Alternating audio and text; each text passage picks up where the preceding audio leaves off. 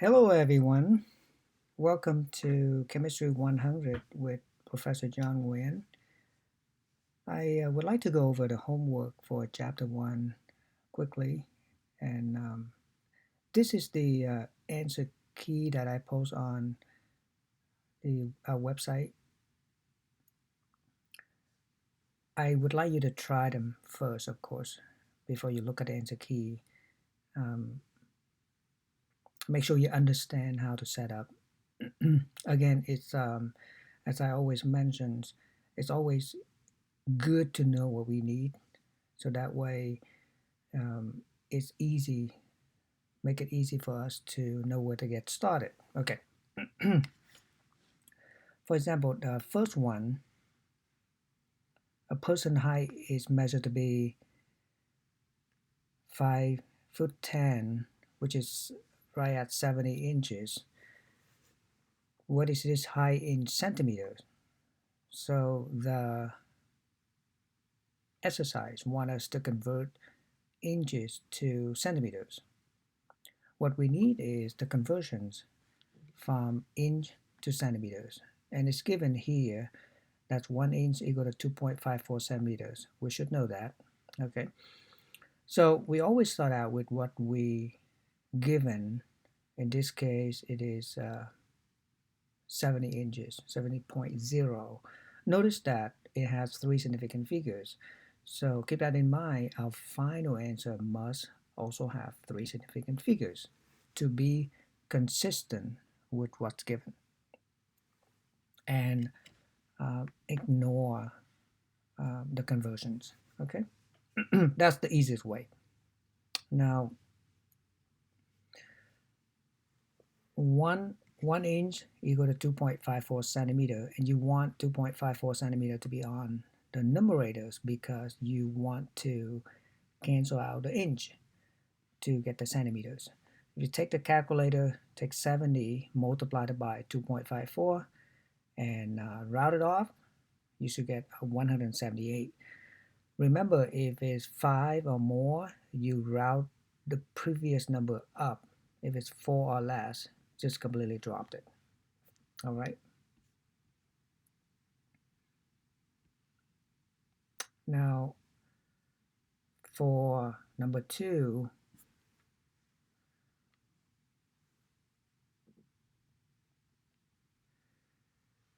okay, this one we gotta think about a little bit. A gas exactly fill a container previously determined to have a volume of 1.65 liters. So we got the volume. That's the empty container. Now, the container plus gas are weighed and found to have a mass of 638.6 grams. So we got the mass of the container and the gas. Now the container itself, when empty, it has a mass of 635.2. So notice that we got mass of the container with and without. If you subtract, obviously the larger one, subtract the smaller quantity, give you the difference, and that's the mass of the gas. The problem also gives us the volume. Notice that the volume of the container is also the volume of the gas, because when you put the gas in the container, the gas will take up the whole space. Okay? And you got the mass, you got the volume. We can calculate the density. And it even gives us a good hint right there, the density in gram per liters. So you take 3.4 gram divided by 1.65 liters. Now both of these quantities are from the problems are given, or we figure it out. Now they are not conversions, therefore they have definite number of significant figures. 3.4 has 2 significant figures, 1.65 has 3, so by the rule we have to follow the limited one, which is 2. Okay, so your final answer should be routed to 2 significant figures. Now if you do the math, you take 3.4, you divide it by 1.65, you should get 2.06. Okay, 2.06 if you have a calculator. and we cannot keep it 2.06. That would make it a 3 significant figures. So you need to route it off to 2.1 because it's a 6. So the 0 becomes 1. Okay. Okay, for number 3, our job is to be able to identify and count how many significant figures, how many numbers are important in each of the following quantity. Okay. For example, the first one is 0.404.0030. Now we count everything because starting from the 4 all the way to the right, that's because of the decimal point. Now the 0 in front of number 4 has no value, okay, and no precision either, okay, so we don't have to count that one. Therefore, it has 5 significant figures. Now, the second one, all these 0 on the left side, we don't count them, even though there's a decimal point. These zeros are placeholder. You got 1, 2, 3, 4. You can convert this into scientific notations, and you don't have to use those 0 at all. And that would be 1, 2, 3, 4, and one more to get to the 1 point something. Okay, and that would be 1.910 times 10 to the minus 5. So you would not have to use any of these 0 numbers. Okay, therefore they're not significant. You can replace them. Okay, therefore we only have 4 significant figures here. Now this last 0 is significant because it's a decimal place. Okay, it tells us the precisions. All right, we cannot replace that. Okay, for C, whenever you have a scientific notation, you only look at the base numbers, which is 1.030, because you start with 1, that's a non-zero, everything else basically locked up. So we count everything else for quantity and also precisions. The last 0 is strictly for precisions. Okay, so therefore it has 4. And 2500, if you just say 2500, that's only 2 significant figures. Only the number 2 and number 5 are meaningful. The rest are estimate.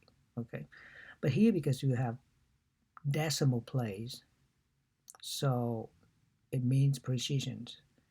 You want it exactly 2500.00, whatever you measure. Okay, so all of them are significant figures. Therefore, we have 6. All right, that's number 3. Now, number 4, it's about conversions. Converting 4,540 milligram to kilograms. Notice that this number has only 3 significant figures because there's no decimal point. And that last 0, okay, that last 0 doesn't count because we can replace that. Okay, if we do scientific notations, we wouldn't need that 0. Okay, so let's convert it to, so keep that in mind. You will have only 3 significant figures by the time you finish. All right, now milligram. What do we need to go from milligram to kilogram? Now there's no direct conversions. Milligram, we know that 1 gram is 1,000 milligram. Okay, and we know 1 kilogram. Kilo mean 1,000 gram. These are very popular conversions. Okay, so here we go. We're gonna go from milligram to gram. 1 gram over 1,000 milligrams. So we cancel out milligram. And then from gram, we convert to kilogram. So it's a 2-step conversions. 1 kilogram over 1,000 gram. Cancel out the gram. We get 4.54 times 10 to the minus 3 kilogram. So we write them in, we write the answer in scientific notations, okay, as requested here. All right. Now, next, we got 15.0 10 to minus 8 meters, and the conversions is 10 to the 12 picometers over 1 meters. You can use either one, okay? If you use 1 picometer on the top, you want to put 10 to minus 12 meters on the denominator, that's fine. And when you divide it by a negative exponent, it will become positive, okay? But if you use a calculator, the calculator will take care of that, okay? And so you should get, if you do by hand like I did here, I take minus 8 and plus 12, okay? Because they both on the top. Minus 8 plus 12, that's going to be 4, and 15 is 10 to the 1 power, okay? So that's add another power exponents, add another 1, that make it a 1.50, 10 to the 5th power picometers. Now you can do all this in a calculator as well, okay? Next, we got 3.4 times 10 to the minus 12 meter to centimeters. Okay, it's a one-step conversion. We do have 100 centimeters in the meters. 100 is the same as 10 to the second power. So in the calculator, it's a good idea to put parentheses. That's going to be a good habit. It doesn't make any change when you have the number in the, when you multiply or on the numerators, but it does make mistake if you if you divide by exponents and you forget to put parentheses, okay? It all depends on the calculator, but it's always safe to put parentheses on. I'm talking about in your calculators, okay, when you input the number in the calculator. So if you do this setup, you cancel out a meter, you multiply using the calculator, or you do by hand as I show right here. You got 3.4 minus 12 plus 2, that give you minus 10, okay? Milliliter to liters, 4.8, okay? We know one liter equal to 1,000. 1,000 is the same as 10 to the third power milliliter. Cancel out a liter, milliliter, and when you divide, you subtract. So it's minus 4, subtract minus 3. So minus 4 minus 3, and make it a minus 7. Okay, now next we got 7.23 10 to the 4 gram to kilogram. Okay, 1 kilogram over 1,000 gram. So that way we can cancel out a gram. 1,000 is written as 10 to the 3 power. And now divide means subtract the exponents. So you get 7.23, 4 minus 3. Divide means subtract. If you subtract a negative numbers, it becomes positive. Okay, but in this case, it's positive. Okay, so you got 7.23 10 to the 1. All right, so those are unit conversion. That's main big topic for chapter 1. More conversions. These are the temperature conversions. Okay, so for chapter 1, unit conversions, temperature conversions, density, and heat calculation. Those are the key topics, the key concept and skill that we need to be able to do, okay? Temperature conversion, there's a formulas for every conversions. When you go from Celsius to Fahrenheit, it's said right here, the formula. You take temperature in Celsius, multiply it by 1.8, put it in parentheses. If you don't do, the calculator will figure it out, but it's good to do, plus 32. That's the fixed number, 32. Okay, so if we take 1.8 times 85 plus 32, we should end up with 185. Okay, now when you go from K to Celsius, all you have to do is subtract 273.15. Now this is a whole number, so 0.15, that's not going to make any difference. So we got 185.85, and we need to round it off to whole numbers because we start out with whole numbers, and that would be 186. Okay, so and as I mentioned, heat topic is one of the major concepts, okay, that we need to know. Well, this exercise uh, is about calculating total heat amount needed to heat up the water to boiling temperature, which is 100 degrees Celsius. The formula is um, heat, which is Q, equal to M times C times delta T. And notice that I write the formula on the corner on the side, so that way when you look at the problem quickly, you know what you need. You need that formula, okay? Recognize what type of questions and what's asked and what you need. I think that's important. Um, First step to solve the problems. Okay, now let's plug it in. And mass, we got it, 525 times specific heat is C, given 4.184. Notice I put in the unit, so that way it give us the guide, and to make sure the units cancel out. Temperature difference, this is important. When you heat the water from 24 degree to boiling, which is 100, the difference, you always take the final temperature, 100, minus initial, which is 24. And that gives you the difference, which should be 76. Okay, so you take 525 times 4.184 times 76, you should get 166,942. But if you look at this, 76, that's only two significant figures. We're limited by that. So we need to round it off, and scientific notation is the best way in this case. 1, 2, 3, 4, 5 to the left. It's a large number, so it has to be positive, positive 5 exponents.